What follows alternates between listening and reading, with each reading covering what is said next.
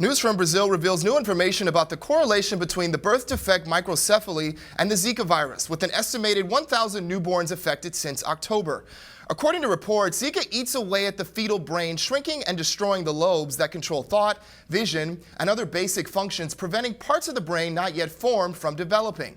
Now, the Aedes mosquitoes are the main culprits for the spreading of this virus.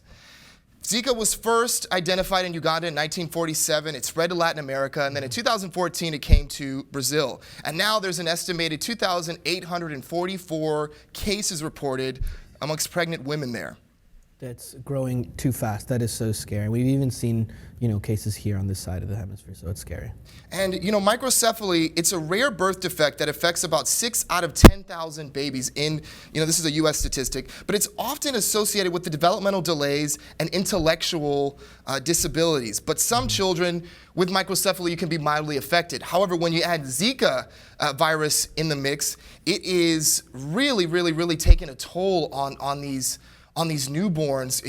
Autopsies and other photo scans are showing that really severe brain damage and showing that Zika eats away at the fetal brain. Wow, and we've seen, travel warnings being issued for all pregnant women going to Brazil. How this is going to affect the Olympics, we're going to have to see how they deal with this in the future. But yeah, for now, it's really scary thought that puts a lot of panic on a lot of people's brains, especially expecting mothers, expecting parents. That's a very scary thought. And one thing that we have to realize is, while this is, something that is mosquito-borne and something that really doesn't affect us here in the northern hemisphere as much because we don't have as warm tropical conditions as they do in South America, for example, well, we have to realize that as the Earth changes and it does become warmer due to, climate change caused by humans, we're going to see more and more spreading of mosquitoes going into places that they usually weren't before. So this is something that could potentially be catastrophic, and it's terrifying. And there's growing concerns about, hey, could this come to the United States? We've had 33 cases of infection here in the U.S. The first death has been reported. That was in Puerto Rico.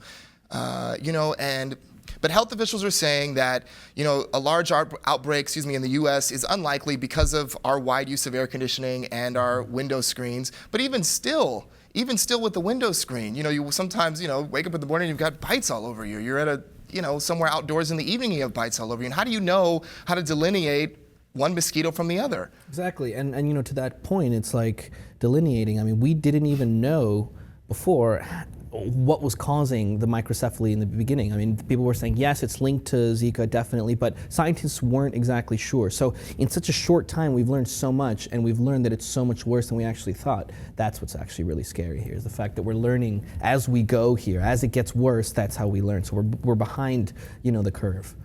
Well, you can count on us here at The Lip to keep you updated as more Zika virus information becomes available.